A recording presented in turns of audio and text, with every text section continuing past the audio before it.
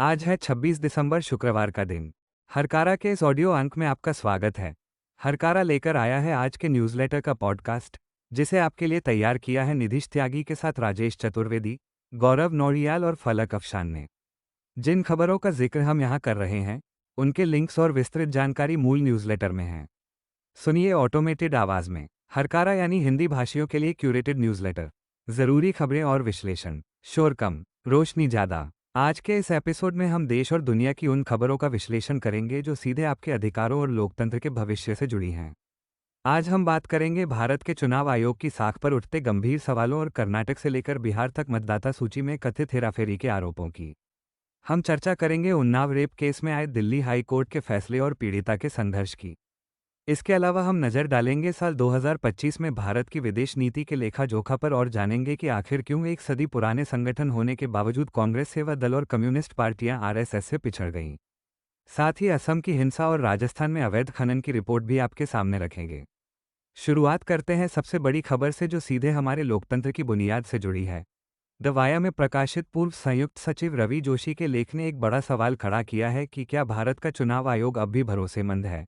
रवि जोशी का तर्क है कि आयोग की निष्पक्षता तब सवालों के घेरे में आ गई जब मोदी सरकार ने 2023 में नया कानून बनाकर मुख्य चुनाव आयुक्त की नियुक्ति प्रक्रिया से भारत के मुख्य न्यायाधीश को बाहर कर दिया। इसकी जगह एक कैबिनेट मंत्री को शामिल किया गया। जोशी लिखते हैं कि इस नई समिति द्वारा नियुक्त पहले मुख्य चुनाव आयुक्त ज्ञानेश कुमार का व्यवहार एक स्वतंत्र संवैधानिक अधिकारी के बजाय सत्ताधारी दल के प्रवक्ता जैसा नजर आया। इस लेख में राहुल गांधी द्वारा उठाए गए मुद्दों का भी जिक्र है। राहुल गांधी ने बेंगलुरु के महादेवपुरा में अनियमितताओं को लेकर आंकड़े पेश किए थे। उन्होंने दावा किया था कि वहां डुप्लीकेट मतदाताओं और फर्जी परतों के हजारों मामले सामने आए। आरोप है कि महादेवपुरा लोकसभा क्षेत्र में 1 लाख से अधिक फर्जी मतदाताओं के कारण चुनाव परिणाम प्रभावित हुए। इसी तरह हरियाणा चुनावों में भी बड़े पैमाने पर गड़बड़ी के आरोप लगे, जहां कथित तौर पर 25 लाख वोट फर्जी थे या उनमें हेरफेर की गई थी। लेख में कर्नाटक के उस मामले का भी जिक्र है जहां पुलिस ने बीजेपी विधायक सुभाष गुट्टेदार के खिलाफ चार्जशीट दाखिल की है। जांच में पाया गया कि चुनाव आयोग के पोर्टल की खामियों का इस्तेमाल करके वास्तविक मतदाताओं के नाम हटाए गए थे। ये रिपोर्ट बताती है कि अगर सुधार नहीं हुए तो आयोग से जनता का भरोसा पूरी तरह उठ जाएगा। इसी विषय को आगे बढ़ाते हुए हरकारा डीप डाइव में अर्थशास्त्री डॉक्टर परकाला प्रभाकर ने और भी गंभीर चिंताएं जाहिर की हैं। उन्होंने मतदाता सूची से नामों के हटाए जाने को लोकतंत्र का रक्तहीन नरसंहार करार दिया है। प्रभाकर का कहना है कि सोशल इम्पैक्ट रजिस्ट्री और वोटर लिस्ट की गड़बड़ियों के जरिए नागरिकों को राजनीतिक रूप से अदृश्य बनाया जा रहा है। उन्होंने आंकड़ों का हवाला देते हुए बताया कि बिहार में इन गड़बड़ियों ने करीब 75 सीटों के नतीजों को प्रभावित किया। वहीं उत्तर प्रदेश में 3 करोड़ और तमिलनाडु में 97 लाख लोगों के नाम खतरे में बताए जा रहे हैं। डॉक्टर प्रभाकर का मानना है कि चुनाव आयोग अब निष्पक्ष संस्था नहीं रह गया है। उन्होंने ये भी कहा कि लोकतंत्र बचाने के लिए अब राजनीतिक दलों के भरोसे नहीं बैठा जा सकता, बल्कि आम नागरिकों को ही सड़कों पर उतरना होगा। अब रुख करते हैं न्याय व्यवस्था से जुड़ी एक अहम खबर की ओर। दिल्ली उच्च न्यायालय ने उन्नाव बलात्कार मामले में पूर्व भाजपा विधायक कुलदीप सिंह सेंगर की आजीवन कारावास की सजा को निलंबित कर दिया है। लाइव लॉ में मनु सेबेस्टियन के अनुसार यह फैसला कानूनी और नैतिक रूप से विवादित है। अदालत ने तर्क दिया कि घटना के समय सेंगर लोक सेवक की श्रेणी में नहीं आते थे, इसलिए उन पर पॉक्सो एक्ट की कुछ विशिष्ट धाराएं लागू नहीं होती। हालांकि आलोचकों का कहना है कि कोर्ट ने इस बात को नज़रअंदाज किया कि सेंगर को पॉक्सो की धारा 4 के तहत भी दोषी ठहराया गया है, जो अपने आप में आजीवन कारावास के लिए पर्याप्त है। यह मामला 2017 का है और इसमें पीड़िता के पिता की पुलिस हिरासत में मौत और परिवार को लगातार मिल रही धमकियों का लंबा इतिहास रहा है। सुप्रीम कोर्ट के पुराने फैसलों के अनुसार आजीवन कारावास की सजा तभी निलंबित होनी चाहिए जब फैसले में कोई स्पष्ट त्रुटि हो। इस फैसले के बाद उन्नाव पीड़िता ने पीटीआई से बातचीत में साफ कहा है कि वो डरने वाली नहीं है। पीड़िता ने कहा कि उन्होंने अभी औरत का दुर्गा अवतार नहीं देखा है। उनका कहना है कि इस आदेश ने उन्हें और उनके जैसी कई महिलाओं को फिर से डर के पिंजरे में कैद कर दिया है। पीड़िता ने बताया कि इस फैसले से उनके परिवार की सुरक्षा और आजीविका खतरे में पड़ गई है। हालांकि उन्होंने सुप्रीम कोर्ट पर अपना अटूट भरोसा जताया है और कहा है कि वह इंसाफ के लिए सर्वोच्च न्यायालय का दरवाजा खटखटाएंगी। पड़ोसी मुल्क बांग्लादेश से एक विचलित करने वाली खबर सामने आई है।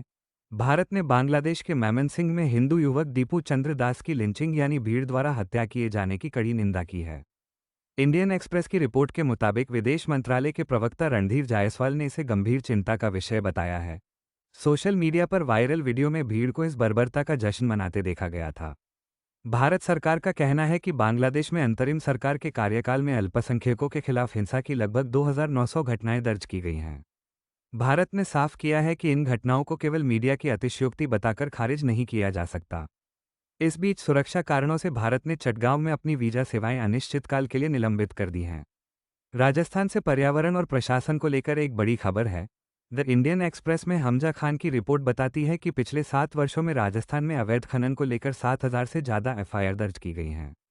चिंता की बात यह है कि इनमें से 4,000 से ज़्यादा मामले अकेले अरावली जिलों से हैं। आंकड़े बताते हैं कि कांग्रेस शासन के दौरान अरावली जिलों में 3,000 से ज़्यादा एफआईआर दर्ज हुई थी, जबकि भाजपा सरकार के पिछले 2 वर्षों में ये संख्या 1,000 के करीब है। हालांकि सरकार का दावा है कि उसने खनन माफियाओं के खिलाफ सख्त कार्रवाई की है। इस बीच सुप्रीम कोर्ट द्वारा अरावली की नई परिभाषा को मंजूरी दिए जाने से पर्यावरणविदों में डर है कि इससे पहाड़ियों में खनन का रास्ता खुल सकता है। हालांकि पर्यावरण मंत्रालय ने कहा है कि विस्तृत अध्ययन होने तक नए पट्टों की अनुमति नहीं दी जाएगी। अब बात करते हैं कूटनीति की। द हिंदू में सुहासिनी हैदर ने साल 2025 में भारत की विदेश नीति का विश्लेषण किया है। उनके मुताबिक वर्ष 2025 की शुरुआत भारत के लिए काफ़ी उम्मीदों भरी थी, लेकिन साल खत्म होते होते कई चुनौतियां खड़ी हो गईं। अमेरिका में ट्रंप प्रशासन की वापसी के बाद लगाए गए भारी टैरिफ ने भारतीय निर्यातकों, खासकर छोटे उद्योगों को संकट में डाल दिया है। दूसरी ओर रूस से मिलने वाले सस्ते तेल पर भी अमेरिकी प्रतिबंधों का दबाव बढ़ा है, जिससे भारत की ऊर्जा सुरक्षा प्रभावित हो रही है। चीन के साथ सीमा पर सैनिकों की वापसी के बावजूद रणनीतिक अविश्वास बना हुआ है। विश्लेषण में कहा गया है कि भारत ने पड़ोसी देशों के साथ रिश्ते सुधारने की कोशिश की, लेकिन बांग्लादेश और नेपाल जैसे देशों में आंतरिक बदलावों के कारण भारत को अपनी नीतियों में रक्षात्मक होना पड़ा। सुहासिनी लिखती हैं कि भारत को अब केवल शिखर सम्मेलनों की चमक धमक के बजाय आर्थिक लचीलेपन और संस्थागत गहराई पर ध्यान देने की जरूरत है। उदयपुर से एक शर्मनाक घटना सामने आई है। हिंदुस्तान टाइम्स की रिपोर्ट के अनुसार एक आईटी कंपनी की महिला मैनेजर के साथ उसके ही सहकर्मियों ने सामूहिक दुष्कर्म किया। पुलिस ने इस मामले में कंपनी के सीईओ, एक महिला कर्मचारी और उसके पति को गिरफ्तार किया है। पीड़िता का आरोप है कि पार्टी के बाद उसकी महिला सहकर्मी ने उसे घर छोड़ने का प्रस्ताव दिया था। कार में उसे नशीला पदार्थ दिया गया और फिर चलती कार में उसके साथ दरिंदगी की गई। हैरानी की बात यह है कि इंडिया टुडे की रिपोर्ट के मुताबिक जिस कंपनी के सीईओ पर यह आरोप है, उसने महिला सुरक्षा मानकों पर खुद को बहुत अच्छी रेटिंग दे रखी थी। पुलिस ने तीनों आरोपियों को रिमांड पर ले लिया है। पूर्वोत्तर भारत के असम में हालात तनावपूर्ण हैं। स्क्रोल के लिए रोकिबुज्जमान की रिपोर्ट बताती है कि असम के कार्बी आंगलोंग जिले में जमीन विवाद को लेकर हिंसा भड़क उठी है। वहां आदिवासी समूहों और गैर आदिवासी निवासियों के बीच संघर्ष में आगजनी और लूटपाट की घटनाएं हुई हैं। आरोप है कि पुलिस की मौजूदगी में भीड़ ने खैरोनी बाजार में दुकानों और घरों को आग लगा दिया। स्थानीय लोगों का कहना है कि प्रशासन मूकदर्शक बना रहा। यह विवाद मुख्य रूप से चरागाह भूमि पर कथित अवैध कब्जे को लेकर है।